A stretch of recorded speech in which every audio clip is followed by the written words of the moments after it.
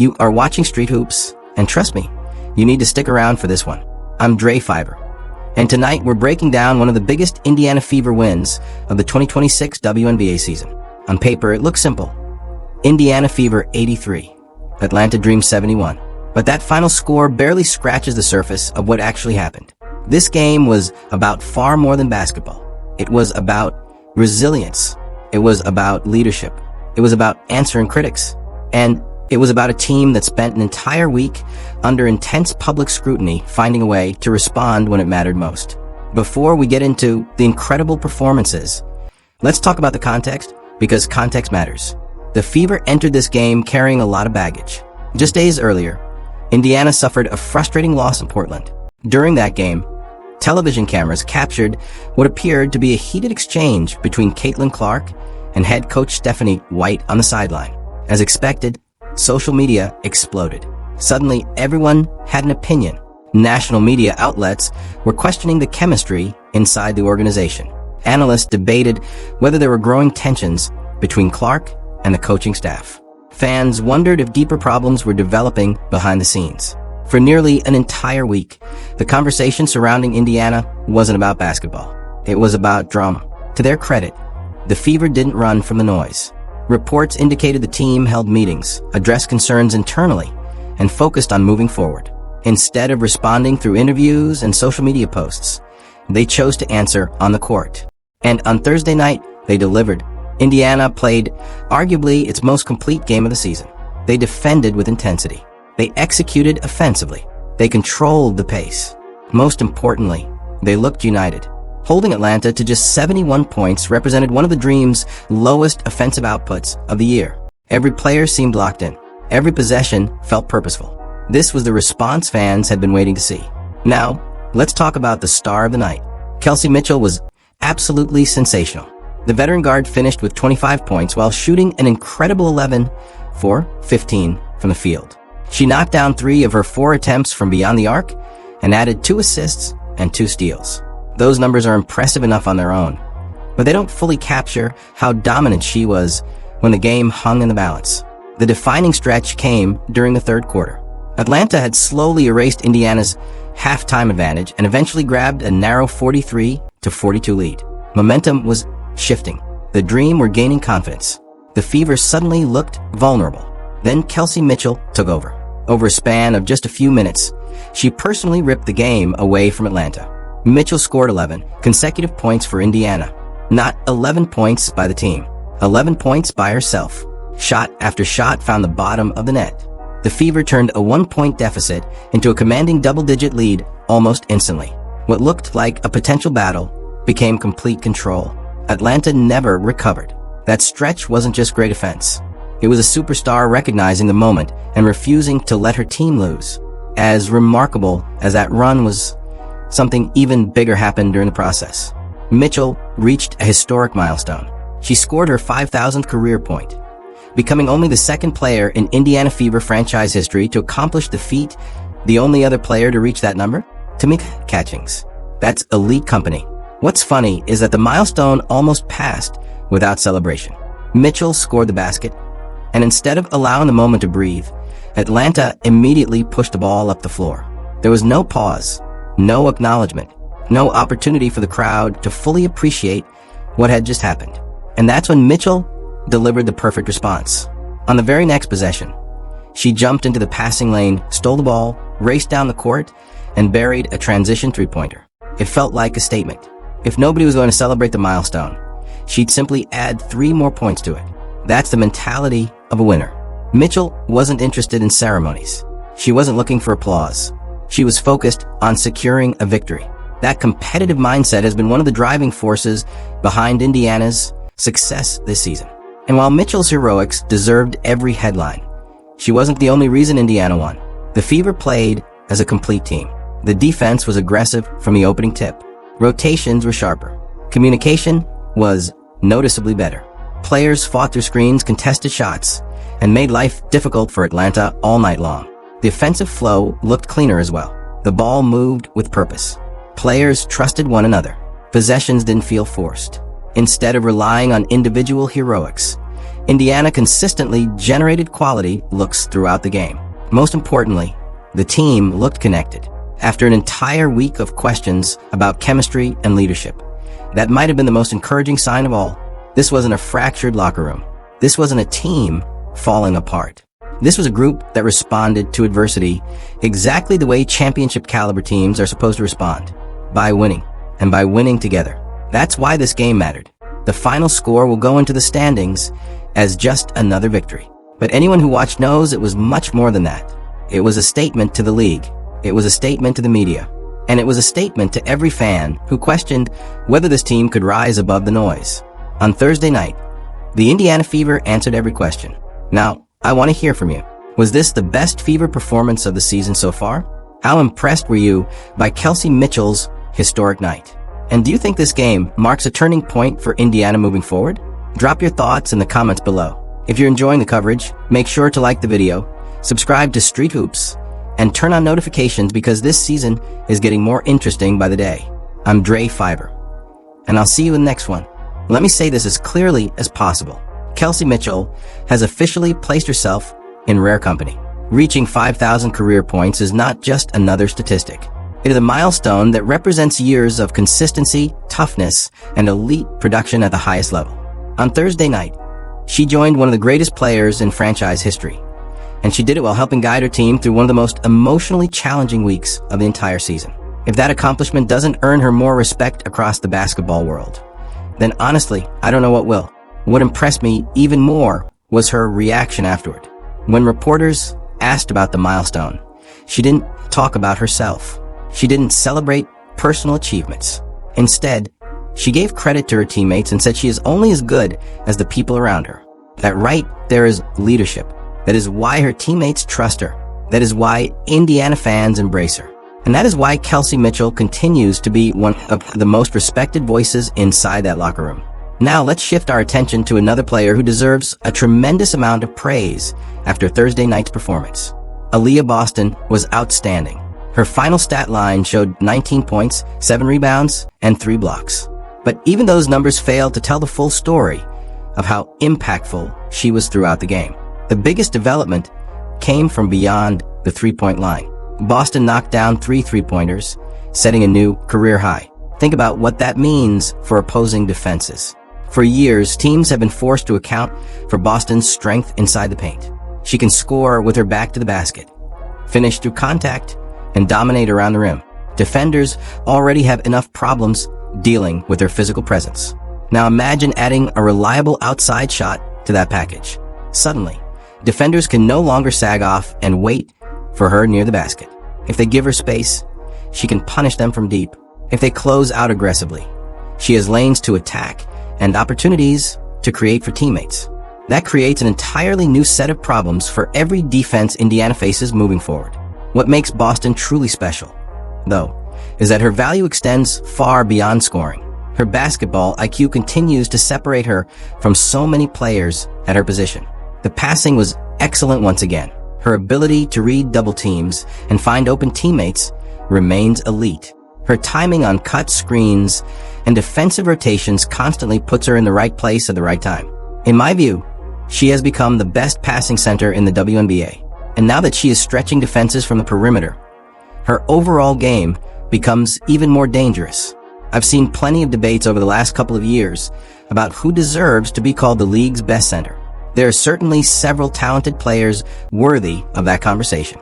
But when Aaliyah Boston is healthy, focused, and playing with confidence, she has a legitimate argument as the most complete center in professional women's basketball. She impacts winning in every possible area. She scores, she rebounds, she protects the rim, she facilitates offense, she defends multiple actions, and now she is adding consistent perimeter shooting. That's a nightmare matchup for opponents. Indiana's coaching staff has to be thrilled watching her game continue to evolve.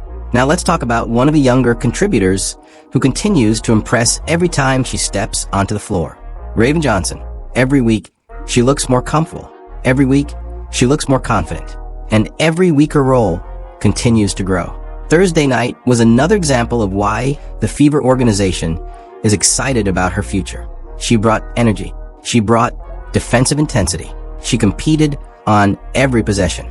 Most importantly, she delivered key plays when the team needed them. Young players often struggle to find consistency at the professional level, but Raven Johnson continues to show signs of developing into a major contributor. I truly believe she has the potential to become one of the league's most talked about young players over the next few seasons.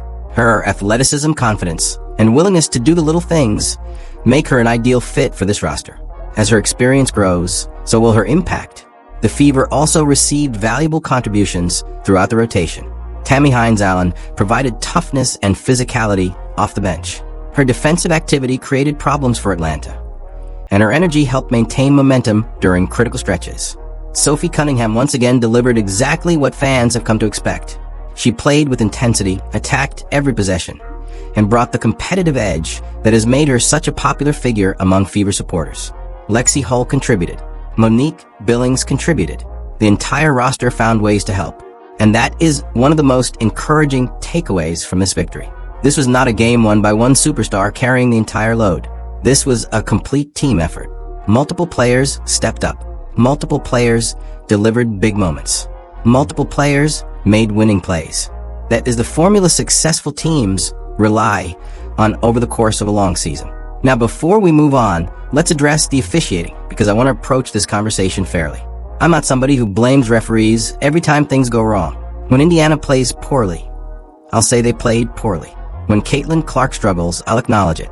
Accountability matters. But there were certainly moments in this game that left fans frustrated, and it's worth examining those moments honestly rather than pretending they never happened. Now let's talk about something that cannot be ignored. I'm usually very careful when discussing officiating because I don't believe in blaming referees every time a team struggles. Good teams find ways to win. Great players take responsibility for their performances. That's how sports work. But if we're being honest, what happened on Thursday night was difficult to ignore. The inconsistency was visible from the opening quarter all the way through the final buzzer. Over and over again, the same pattern appeared. Defenders were allowed to be extremely physical with Caitlin Clark. There were possessions where she absorbed contact with hands on her arms, body checks while moving off screens, and aggressive defensive pressure that received no whistle whatsoever. Play continued. No foul. No discussion. Nothing. Then, on the other end of the floor, Clark would make minimal contact with a defender and immediately hear the whistle. That discrepancy became one of the most frustrating parts of the night. This wasn't a single controversial moment. It wasn't one close judgment call that could be interpreted differently depending on perspective. It happened repeatedly. Throughout the game, Fever fans watched similar situations receive completely different rulings. The fourth foul assessed to Clark was especially significant. At that stage of the game, every possession mattered. Indiana was trying to maintain momentum, and suddenly one of their most important players found herself dealing with serious foul trouble. I've watched the replay multiple times. Honestly, it's difficult to understand the decision. There simply doesn't appear to be enough contact to justify that whistle. More importantly, the cumulative impact of these calls changes how a player has to compete. When a player knows they are one whistle away from being removed from the action, they naturally become more cautious. That's particularly frustrating because when Clark was allowed to defend aggressively without an immediate whistle, the results were obvious. On two separate defensive possessions where officials let the play develop naturally, she forced turnovers.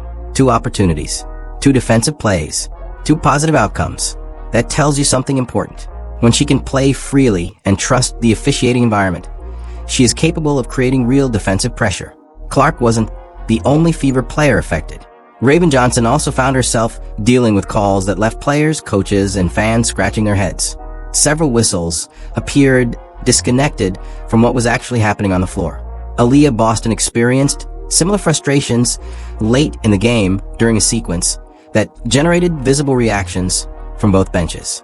The larger issue isn't about one player or one call. The issue is consistency.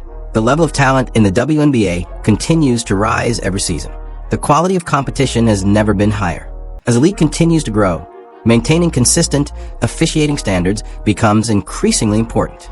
Players deserve it. Fans deserve it. The game deserves it. But here's the part that matters most.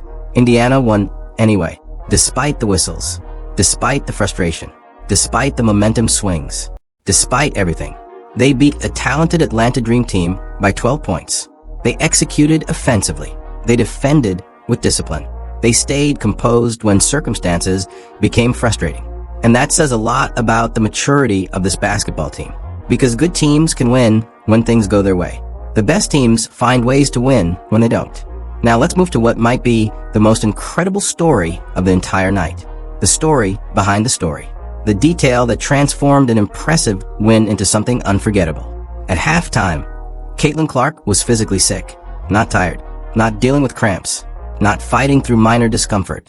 Physically sick, according to post-game comments. Clark spent halftime vomiting into a trash can in the locker room. Think about that for a moment. This wasn't just another regular season game. This was a nationally televised matchup. This was a bounce-back opportunity following a week filled with headlines, criticism, and nonstop media attention. This was a night when all eyes were on Indiana.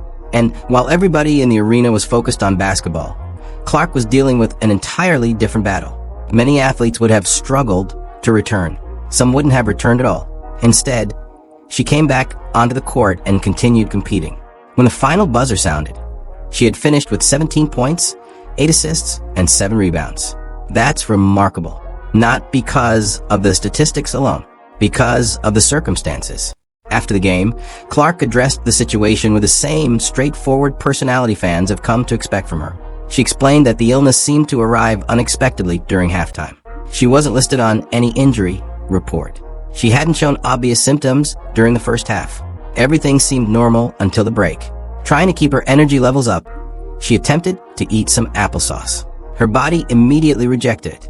Thankfully, there happened to be a trash can nearby. As unpleasant as the experience was, Clark later joked that she actually felt lighter afterward. In her own words, she felt good enough to get back out there and continue playing. And the second half numbers support exactly that. After halftime, she contributed 10 points, 6 rebounds, and 3 assists while helping Indiana maintain control of the game. But here's what stands out most to me. People are understandably talking about her physical toughness, and they should. Playing through illness at that level deserves recognition. However, I think the mental side of this story is even more impressive. Consider everything Clark was carrying into Thursday night. An entire week of media speculation. Questions about team chemistry. Questions about coaching relationships. Questions about leadership. Questions about expectations. Every sports show had an opinion. Every social media account had a theory. Every headline seemed to focus on controversy. That kind of pressure can wear on any athlete. Then on top of all of that, she suddenly finds herself dealing with physical illness in the middle of one of the most important games of the season. Many players would have mentally checked out.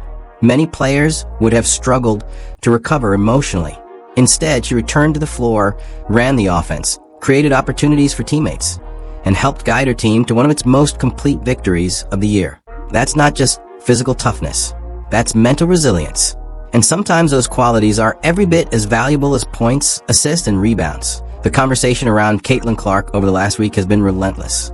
Every sports show, every social media account, and every basketball podcast seem to have an opinion about her relationship with the coaching staff, the direction of the Indiana Fever, and whether the pressure surrounding the franchise was beginning to create cracks. Then Thursday night happened, and suddenly, the conversation changed. Because when the Indiana Fever stepped onto the floor against the Atlanta Dream in their opening Commissioner's Cup matchup, they looked nothing like a team weighed down by controversy. They looked focused. They looked connected. Most importantly, they looked like a team determined to remind everyone exactly what they are capable of when they play together. The pressure surrounding Caitlin Clark was impossible to ignore.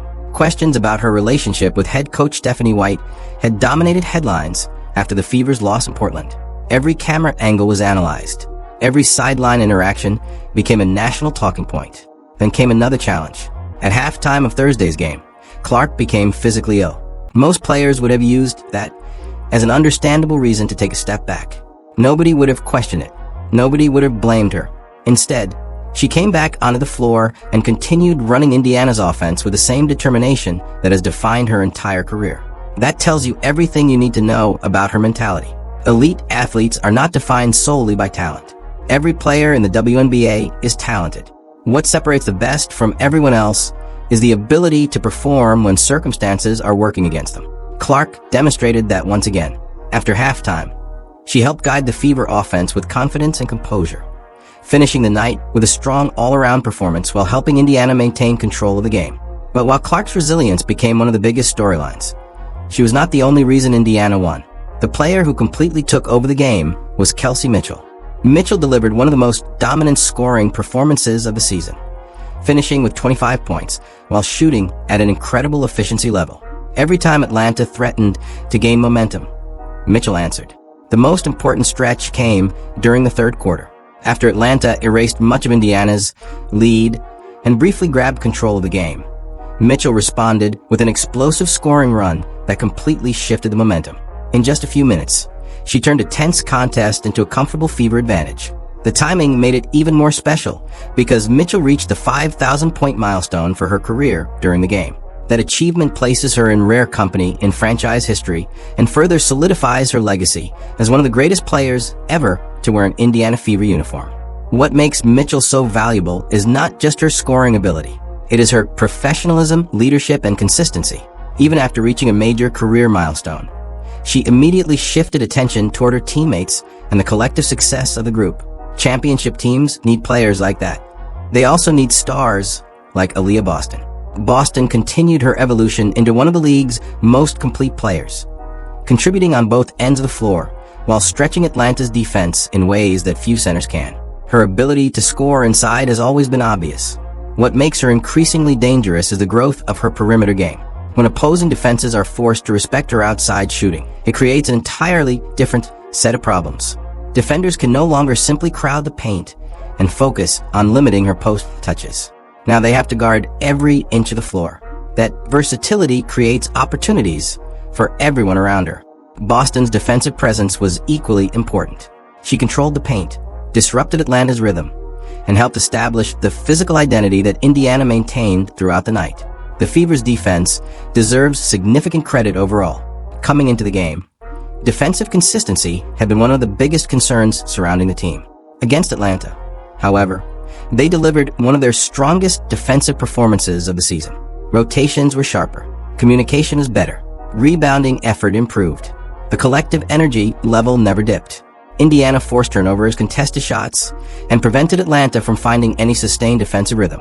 That defensive commitment is what separates good teams from serious contenders. When the Fever defend with that level of intensity, they become an extremely difficult matchup for anyone in the league. The significance of this victory extends beyond a single game in the standings. This was the opening game of the Commissioner's Cup, a competition that Indiana entered as the defending champion. There is pride attached to that title, and Thursday night felt like a statement from a team determined to defend it. They faced pressure, they faced distractions, they faced questions about chemistry and leadership. Then they answered all of those questions with their performance. The final score reflected a comfortable victory, but the deeper story was about resilience. It was about a team refusing to let outside narratives define them. It was about veteran leadership from Kelsey Mitchell. It was about continued growth from Aaliyah Boston. It was about Caitlin Clark battling through adversity and continuing to compete at a high level. And it was about the Indiana Fever reminding the entire WNBA that when they are locked in on both ends of the floor, they remain one of the most dangerous teams in basketball. If this game is any indication of what is coming next, the rest of the league should be paying very close attention. What Thursday night proved goes far beyond a single win. This wasn't just another game on the schedule. It was a test of character, leadership, and resilience. And the Indiana Fever passed every part of that test. The reason this victory matters so much is because of everything that happened before the opening tip. Just days earlier, the Fever were at the center of one of the biggest stories in basketball. A loss in Portland, viral sideline footage, endless debates about chemistry, questions about whether there were cracks inside the locker room. Suddenly, everyone had an opinion. Some people claimed the relationship between Caitlin Clark and Stephanie White was beyond repair. Others suggested the team was unraveling under pressure. There were predictions that the season was already heading in the wrong direction. But championship caliber teams don't respond with words. They respond with performance. That's exactly what Indiana did. Instead of hiding from the criticism, they addressed it. They held team meetings. They talked through the issues. They handled things internally and then stepped onto the court with a purpose. What followed was one of the most complete performances we've seen from this group all season. The The final score was 83-71. But the real story was how they got there. This was a team that played connected basketball. A team that trusted one another. A team that looked united despite all the outside noise trying to convince everyone otherwise. That says a lot about the culture inside this organization. It says even more about the leaders driving it. Caitlin Clark showed toughness that can't be measured by statistics. After becoming ill at halftime, she still returned to the floor and continued running the offense at a high level. She never made excuses. She never looked for sympathy. She simply competed.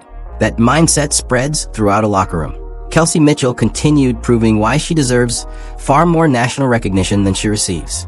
Her 25-point performance wasn't just efficient. It was timely. Every time Atlanta threatened to build momentum, Mitchell delivered an answer. And while she was doing that, she crossed the 5,000 career point milestone. Think about that for a moment. 5,000 points. Only the greatest players in franchise history reach numbers like that. Yet Mitchell continues to carry herself with humility, professionalism, and an unwavering focus on winning.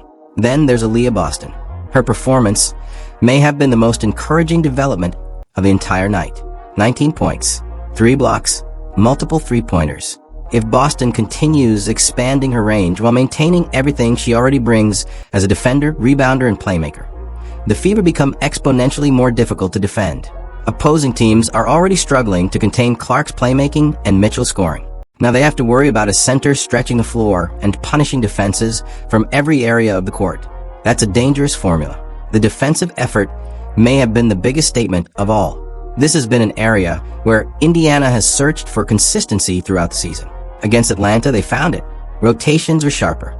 Communication was stronger. The intensity level never dipped. Every player contributed. The result was one of the Dream's weakest offensive performances of the year. That's not an accident. That's commitment. And commitment travels well when the stakes get higher. What makes this win even more significant is that it came during Commissioner's Cup play. Indiana entered the tournament as defending champions. And defending champions are always judged differently. Every opponent wants to take them down. Every weakness gets magnified. Every mistake becomes a headline. The Fever handled all of that pressure and delivered one of their strongest performances of the season. That should get the attention of the rest of the league. Because when you zoom out and look at the bigger picture, the potential of this team becomes impossible to ignore. Their floor, even during a difficult week filled with controversy, illness, and constant media scrutiny, was still a double-digit victory over a talented Atlanta squad. Think about that. That was the floor. Now imagine what happens when everything clicks. Imagine Clark fully healthy and in rhythm. Imagine Mitchell continuing to score at an elite level. Imagine Boston becoming a consistent perimeter threat. Imagine this defense maintaining Thursday night's intensity every game. That's not a playoff team. That's a championship contender. The critics will continue talking. The headlines will keep coming. Social media will search for the next controversy. None of that changes what happened on the floor. The Indiana Fever showed toughness. They showed unity. They showed resilience. Most importantly, they showed that they are capable of responding when the pressure is highest. The message sent Thursday night was loud and clear. Don't write off the Indiana Fever. Don't assume one difficult week defines their season. And don't underestimate a team built around elite talent, strong leadership, and players who genuinely believe in one another. Because if this performance is a sign of what's ahead, the rest of the WNBA needs to be paying very close attention. The Fever aren't backing down. They're just getting started.